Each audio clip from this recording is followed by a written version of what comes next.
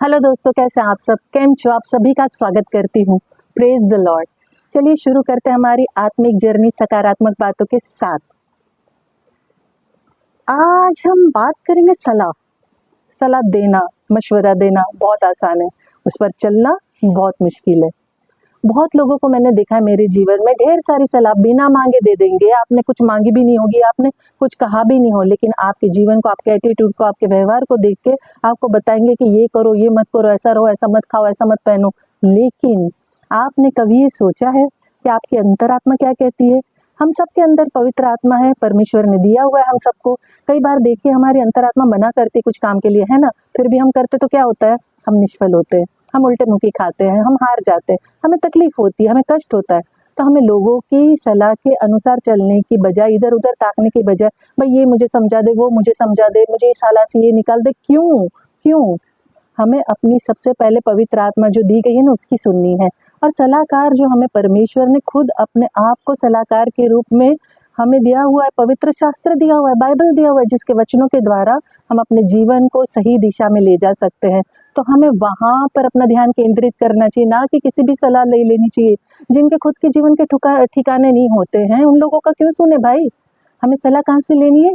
हमें सलाह परमेश्वर की ओर से लेनी है। हमारी अंतरात्मा जो हमें परमेश्वर ने दी है, पवित्र आत्मा, और जो बाइबल दिया है हमें, पवित्र शास्त्र हमें उपलब्ध किया हुआ है हमें जीने के लिए, उससे लेनी चाहिए।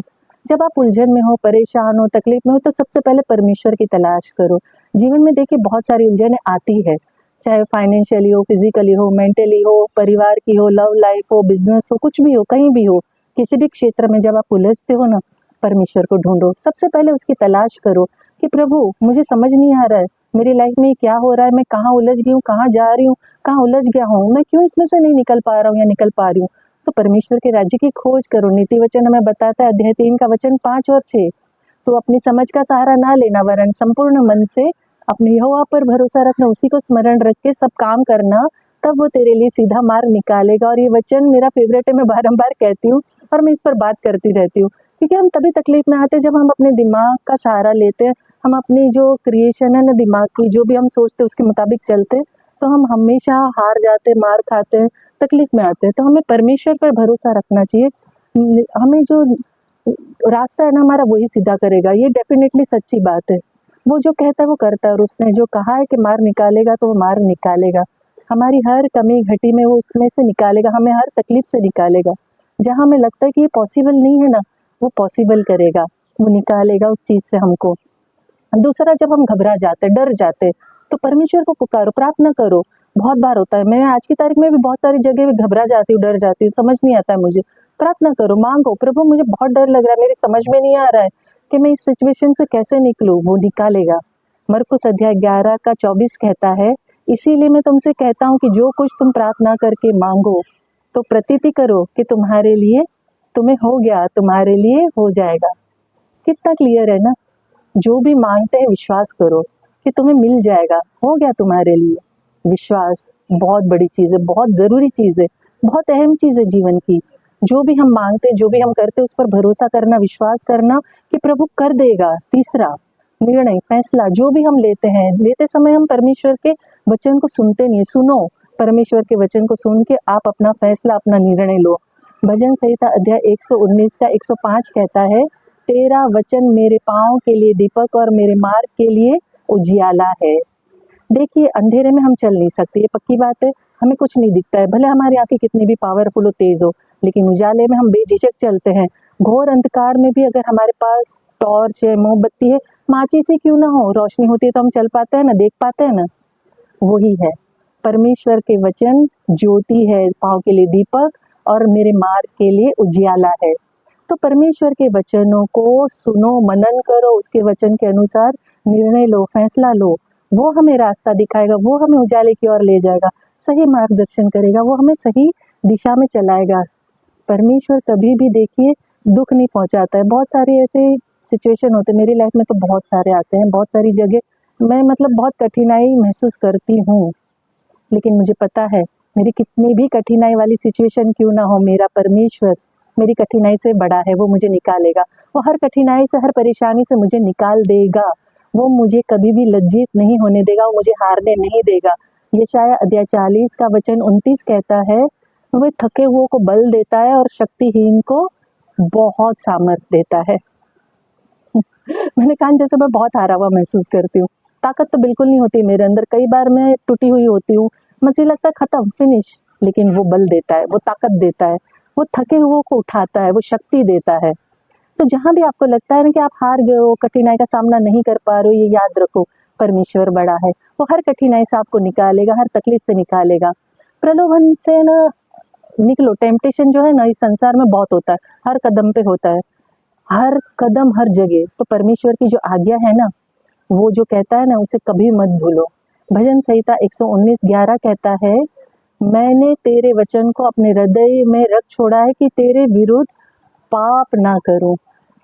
टेम्पटेशन क्या कराता है? पाप करवाता है। चाहे किसी भी प्रकार का टेम्पटेशन क्यों ना हो, खाना पीना, रहना उठना, बैठना सोना, किसी को और देखना, किसी की प्रॉपर्टी को देखना, किसी को पाना, किसी को हासिल करना, किसी की चीज को, किसी के धन संपत्ति, जर जमीन जो कहीं भी आपका टेम्पटेशन हो सकता है। तो नहीं करना यार, प्रलोभन नहीं करना है, टेम्पटेशन में नहीं फंसना है, टेम्प्ट नहीं होने देना है।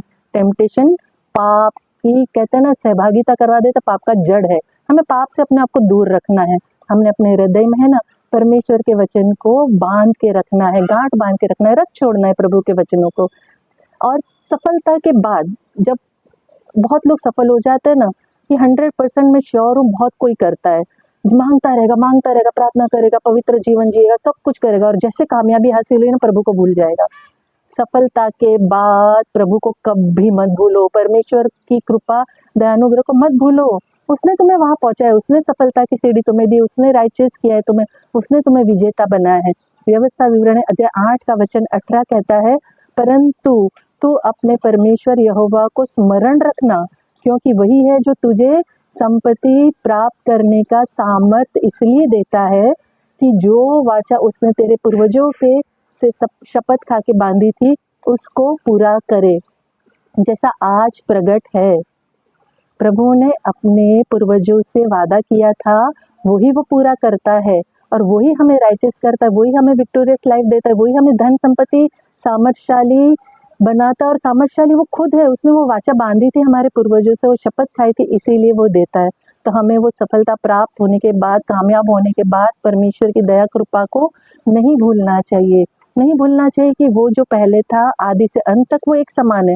हम बदल जाते हैं, हम उसकी कृपा दया को पा के उसको भूल जाते हैं, उसको हल्के में ले लेते हैं। तो हमें वो नहीं करना चाहिए। हमें याद रखना चाहिए, हमें हर दिन परमेश्वर के मार्ग पर चलना चाहिए, हर दिन, चाहे वो अच्छा दिन है, बुरा दिन है, कामयाबी है, नाकामयाबी है, सफलता है, असफलता है, हम अमीर हैं, गरीब है, कुछ भी है, हर दिन हमें परमेश्वर के मार्ग पर चलना है।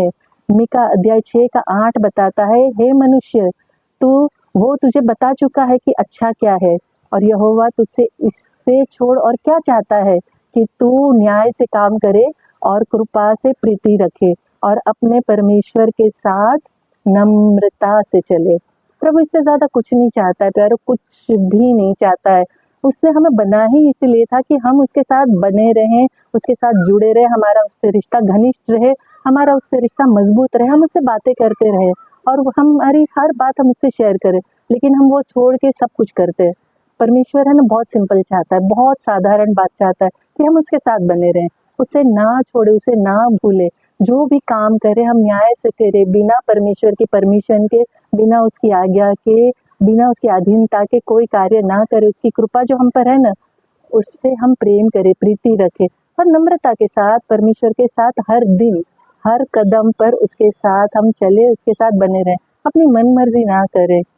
क्या होता है ना, मन मर्जी करने के चलने से हम फायदा उठाने लगते हैं, स्वतंत्रता का गलत उपयोग उठाते हैं, आज़ादी का गलत फायदा उठाते हैं। नहीं उठाना चाहिए हमें।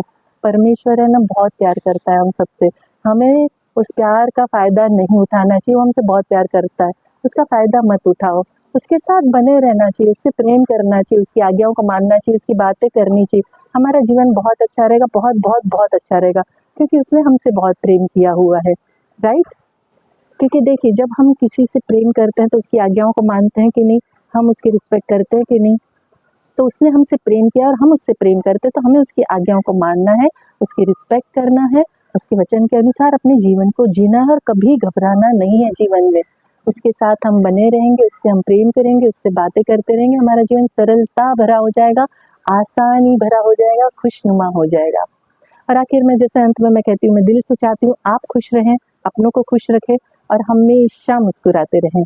शांति, शालोम और सलाम आपके नाम।